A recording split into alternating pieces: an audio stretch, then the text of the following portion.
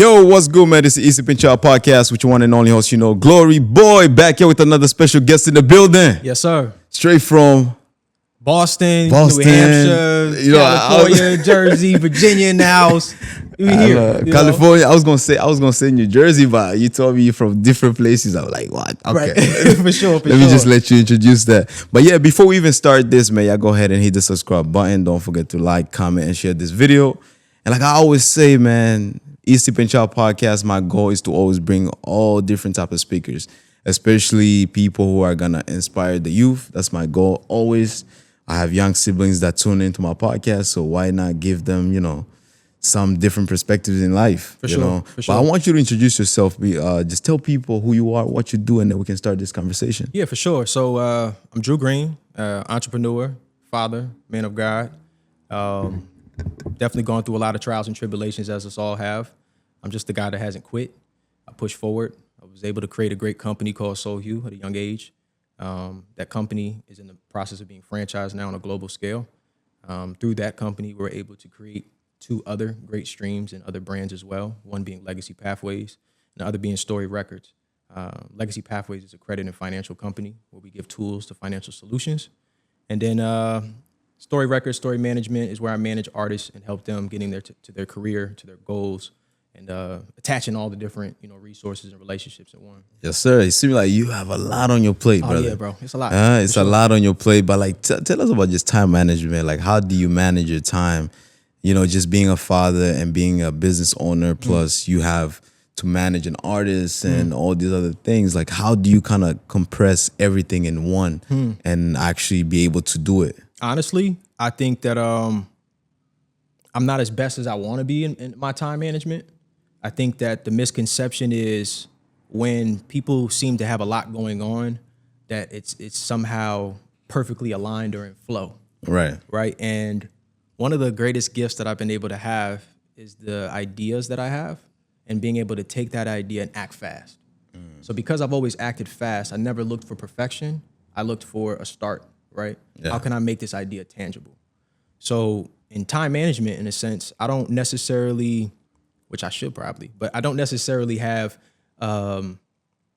structured hours or structured days or structured ways to engage with the different businesses or, the people that depend on me, like my children. Right. So those are the things that I aim to do better with. But somehow at the end of the day ends and I get done what I have to get done and I wake up the next day blessed and prepared. Most definitely. I like to go back to, when everything started in each person's life. Yep. Like everything starts when you are out of that womb. And when you're living with your parents, you're young and, throughout your toddler years and stuff like that.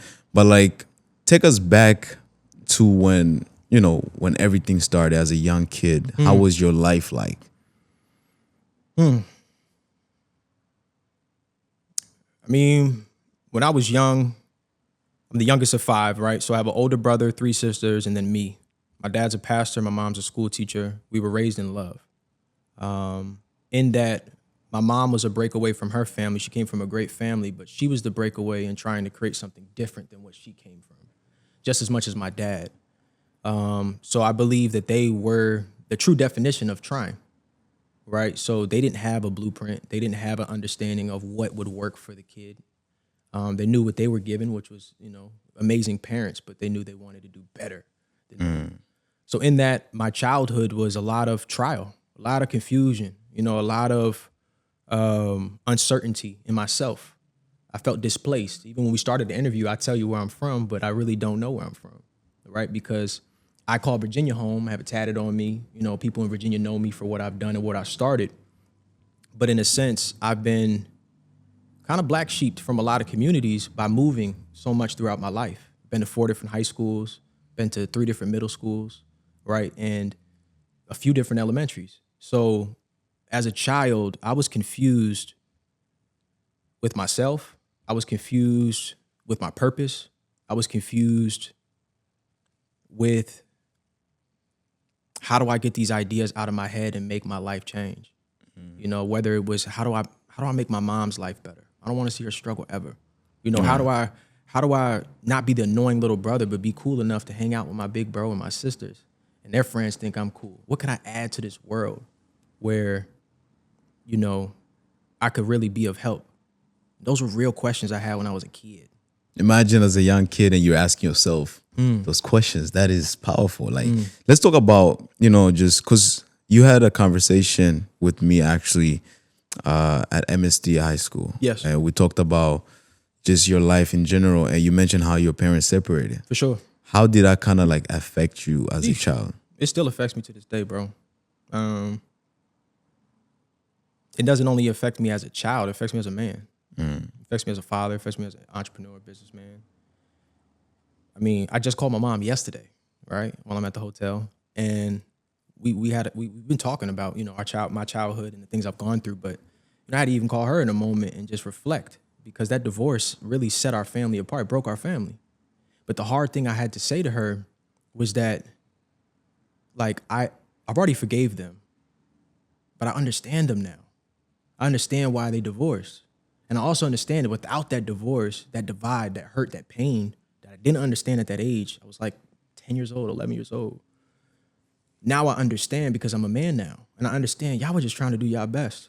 And y'all both decided that this ain't gonna work no more. But y'all ain't stopped loving us. Y'all didn't stop providing for us. And y'all didn't stop supporting us the best that you could. So I realized, dang, man, like, sometimes when an unfortunate situation like a divorce happens, it can still be for you. It can still be for God. It can still lead to a blessing. And my life is a result of that. But now I have the back thought of that, having a 9-year-old and a 4-year-old. And it's like, how do I not do that same thing, but be okay if it is the same thing? Because I still got to where I need to be, at least on track to being in that way. You gotta break that generation curse. Right. Like, you can't, because I know you with your kids as well. I feel like when you become a father, I'm not a father yet, but I feel like the pain that you went through, you wouldn't want them to experience the same exact pain. Well, it's weird. That's the part, because we build from pain, bro. Yeah, that's it too. Yeah. So it's like, if I remove the pain, I'm like, well, you can build from a high point, a frequency of great energy. But most of our culture and the community don't come from that. We build from the lowest point. The point where people don't care, people don't support, people don't believe, people don't love, people don't even look that way. And from that, we try to build. And I built some great things from that feeling. So it's like, do I remove that from my kids, or do I allow them to still be kids? Do I allow them to still go through things? And I think the best route is allowing them to still be a kid, and just once again realizing you're a father, you're a man, or you're a woman, or this person, and you're a parent, and you're trying to just do your best. Right. Yeah, man. How is it? Talk to us about just, growing up. We also had this conversation where you had a lot of things in mind. You wanted to become, either a musician. I mean, coming from a family where your father was a pastor, your mother was a teacher, but just you being in church, you would sing here and there, but then it kind of inspire you to become a musician. For sure. But then your route changed.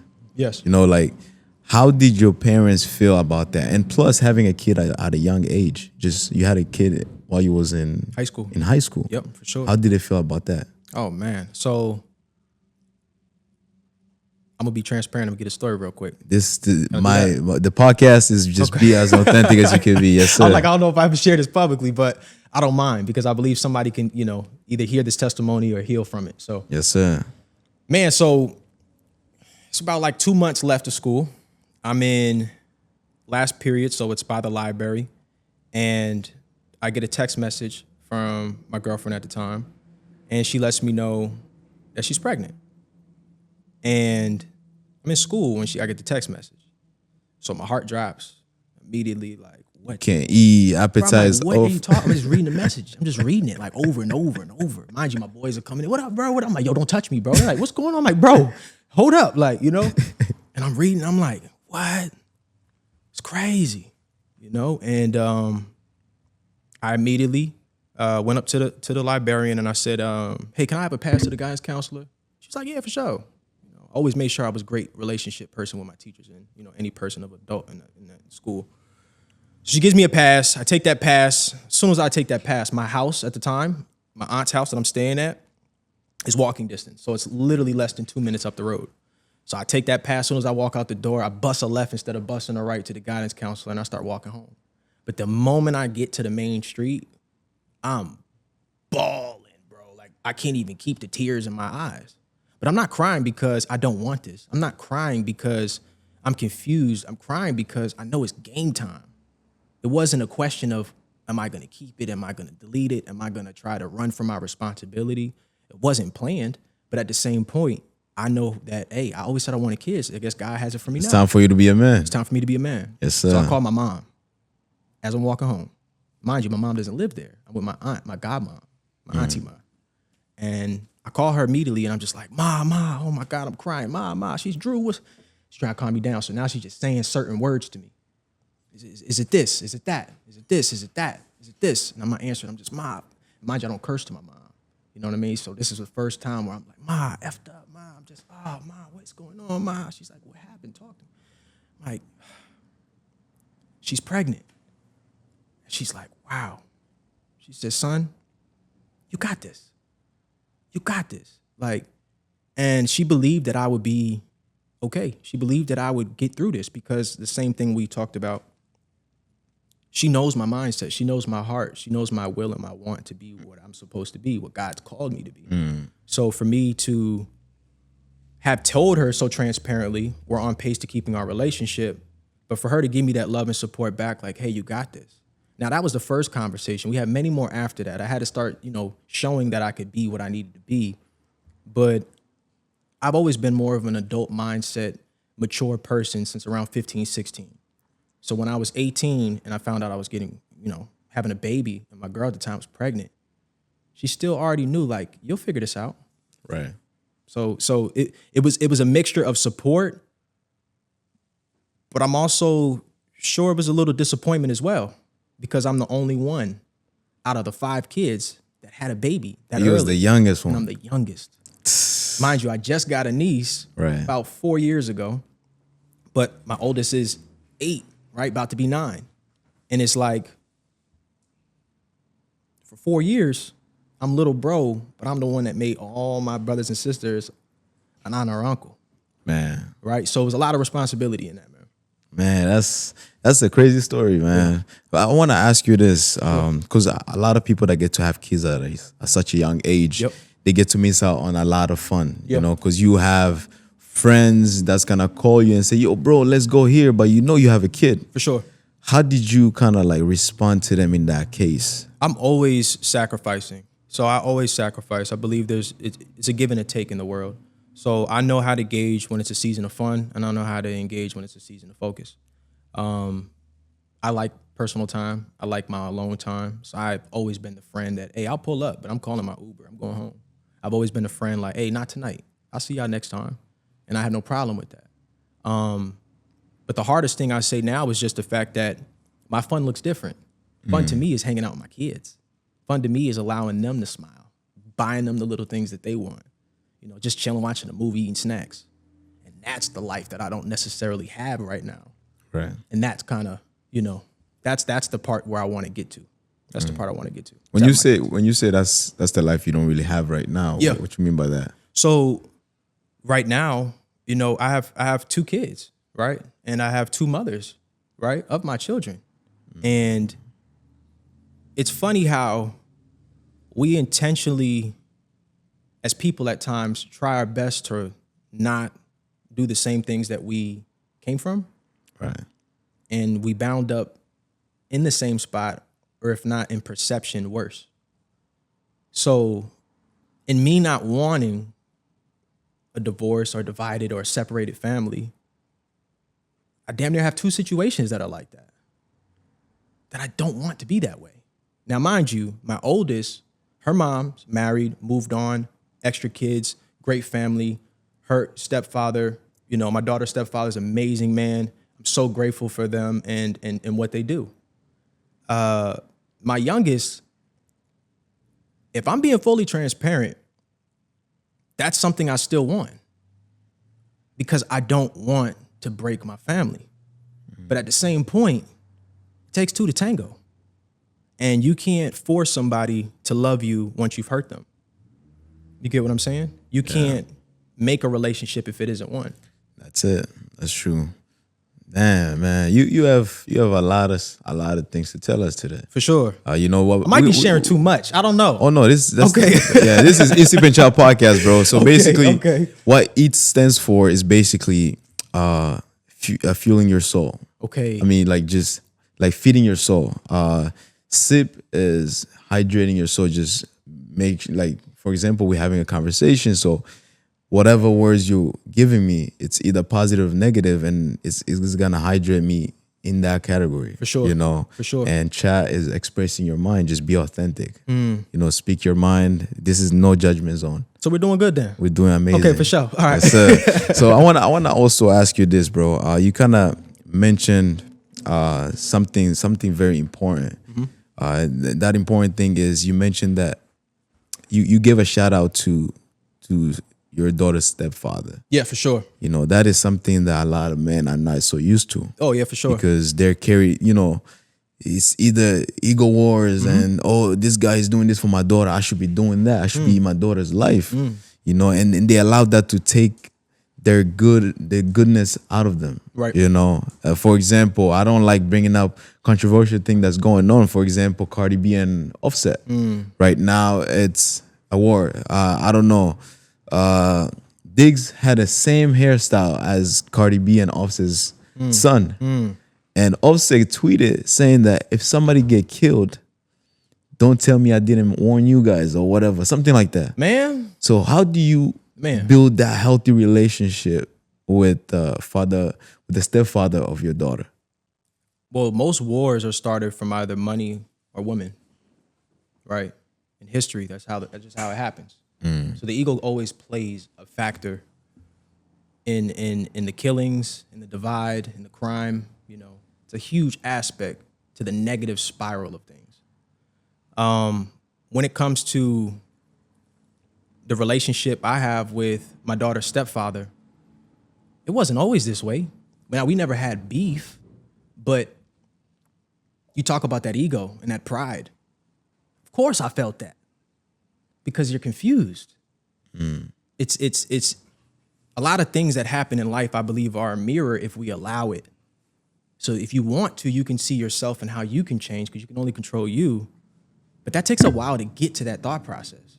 So before that thought process, you're just like, yo, what is this guy? Who is he? What is got going on? Instead of like thinking that maybe this is showing you how things are supposed to go or what in you could you do better. Right. And that's what I had to walk down, bro. And it took me, honestly, at least two years, I would say, maybe 3. So you went through that phase 2, just what?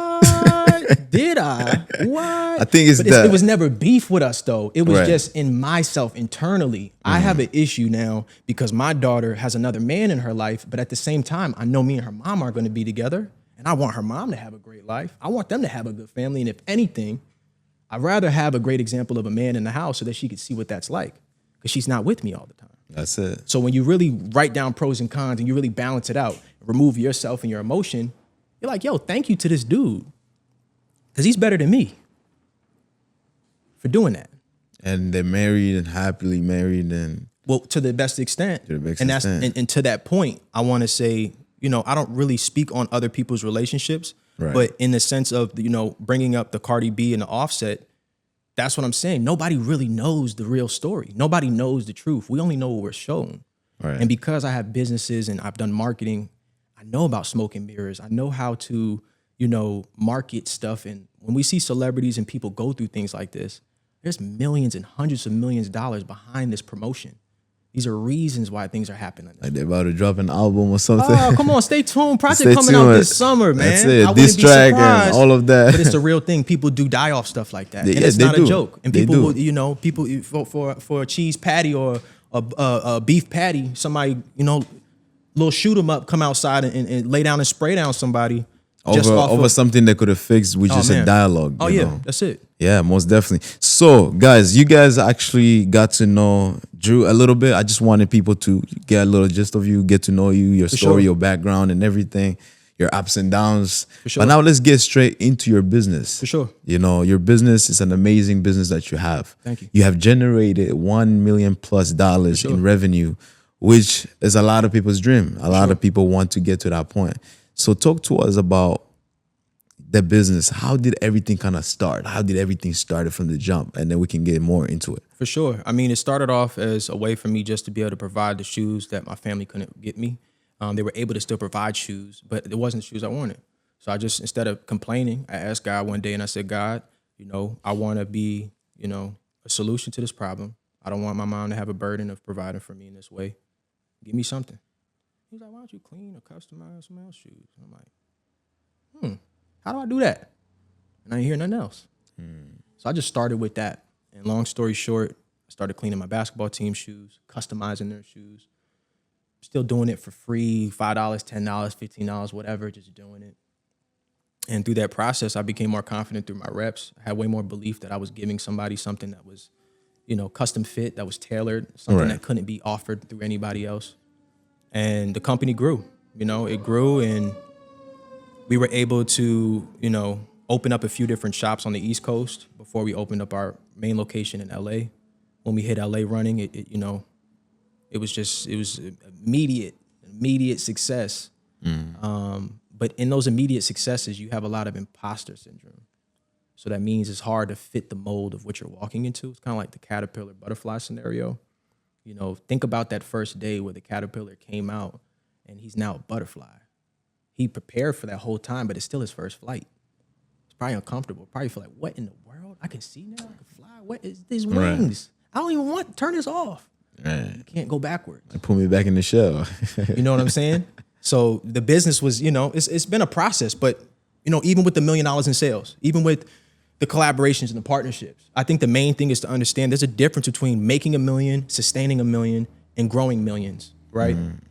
There's certain benchmarks that we all are aiming for. And I think once you reach them is when you start to say, oh, that's crazy. And that's when people say money doesn't buy happiness. They can only say that if they've experienced having money, right? But I think it's all perspective. Right. You make $1 million, it's great. I'm not acting like it's not a blessing, because that allows me to speak. It allows me to share my data points. It allows me to keep going. But there's a big difference between making $1 million and having $1 million liquid.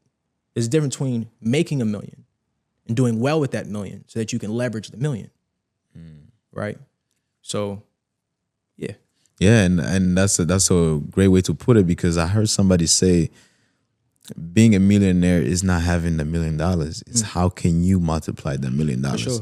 Like that's what makes you wealthy. That's why, builds that generational wealth and going forward. So, and then I like to just ask people this, because I have a business myself, and I do go through some trials and tribulations. For sure. But like you yourself, like when you did go through all those trials and tribulations, like how did you manage to hold yourself and, stay composed and get to business and get things done? Man, I think if it doesn't take a lot to do something that you really want to do. I think if it boils down to it, we choose what we want to do every day. So if you really want something, you're going to get fed up either with yourself or fed up with the fact that you don't have it. So I think some people need to read a book. I had to read books sometimes. Sometimes I watch motivational videos. But all that stuff is really just extra. You know what I'm saying? Like when you really want something, you're going to do it. That's it. You're just going to do it. I'd rather get started than not, because it's driving me crazy that I haven't started. So that to me is just the way I look at it. You just got stuff you got to do. It's going to be hard either way. It's going to be hard to be broke. It's going to be hard to be successful. That's it. You know what I'm saying? Oh, it's going to be harder being broke. Oh, yeah, for sure. But it probably going to get harder if you have 10 million and you don't want to lose that 10 million. Yeah, now you have stress. a relationship problem, and people want. Half. That's it. Ooh. You see what I'm saying? So it get hard on either way. Either way, that's it. Yeah. This life is crazy, man. I feel like you just have to accept it for what it is. For sure. And enjoy it. Like that's why every day I live life, I live life by moments. Like moments like this. For sure. This is just living life, and I enjoy this, and I'm not gonna look at it and say, oh, I don't have this much money in my pocket, because that's gonna come and go. But sure. the moment it could still last forever, because that memory that you have or that information that you get from somebody will stay with you for the rest of your life. So sure. Let's talk about just relationship, because you actually mentioned this when you were speaking to students. There's 3 R's. Relationship. That's right. Tell us more about that. So what I've come to find out through the music industry, entertainment world, and just business in general. Without relationships, it's hard to grow. It's hard to maintain. It's hard to scale. Everybody wants to see those that they care about win. So if you look at it from a grand scheme, relationships is probably stronger than money. It is stronger than money, in my opinion. Money's the byproduct to all of the great things. We look at an equation, we want to put money at the 1 plus money. Like, no, it's 1 plus 1 equals money. Whatever the equation is before the equal sign is the actual equation. The byproduct is capital. So relationships are at the beginning. Right. That relationship is at the beginning. And I think that the more people focus on relationships and, you know, try to have genuine ones, like you're even saying now, it's not about the money, how much money I have in my pocket, Right. but it's about having a memory and a contagious conversation. And in doing so, this is going to last longer than the money. So if we could stay connected for the next 10 years plus, I'm sure we're going to get to some money. Oh yeah, most You definitely. get what I'm saying? Yep. So it's the relationship. And those relationships are the people who either come back and help you, come back, support you, remember your name, remember that conversation, and they'll pull you up. Or you can pull them up. Or you can work side by side and work together. That's it, most definitely. Yeah. Drew, so I like to finish off by telling all of my guests to say one thing. Yeah. Because you've went through a lot. Now you're at the point in your life where you can retire your mother. You know, you can help out your kids, make sure your kids live their best lives and go Disneyland and all those amazing trips. But like, what motivational thing do you have, or just anything in general that you have for the youth that's willing to pursue a life of entrepreneurship, or you know, the ones that are struggling to find something that they want to do for the rest of their lives, or just in general? Man, I would say the best thing to do is sit in solitude, man. The world's so loud. Your brain can be loud at times. You know, you have these opinions. Your parents can be loud. Your friends can be loud. Different suggestions. Solitude is a great place to be because in solitude, you can hear your own thought. And you can silence the noise and you can start to focus on one thing. What I do is often, very often, I share my thoughts and my ideas and I write them down. The Bible talks about making it plain. Once I make it plain, I have a real understanding of what it is. I share that with people and I don't stray from it. Right. The number one thing I could tell anybody when it comes to, you know, to your question, is like, have a vision that you're focused in, but be extremely flexible with the details. Whatever I wrote on that paper is the vision. That's where we're going. Now, I don't know how I'm gonna get there, so those details might be flexible. I don't know the time frame. I don't know the duration. I don't know the time lapse. But I do know this is the vision. And whenever I speak on my vision or speak about my brand, I speak on my vision. The reason why we had a partnership with Sprite, the reason why we've done collaborations with big brands like NBA 2K was because literally the words fresh and clean and Sprite aligned with fresh and clean and shoes. The vision aligned, the mission aligned. The details were flexible. That's it. So stay flexible, y'all. Keep Stay your vision flexible, clear. man. Stay flexible. Yeah. Drew, thank you so much, brother. thank you for having It me, was a pleasure family. having you here. Yes, sir. All right, guys. This is East Pinchal Podcast. If you haven't done so, and if you did enjoy this conversation, go ahead and hit the subscribe button.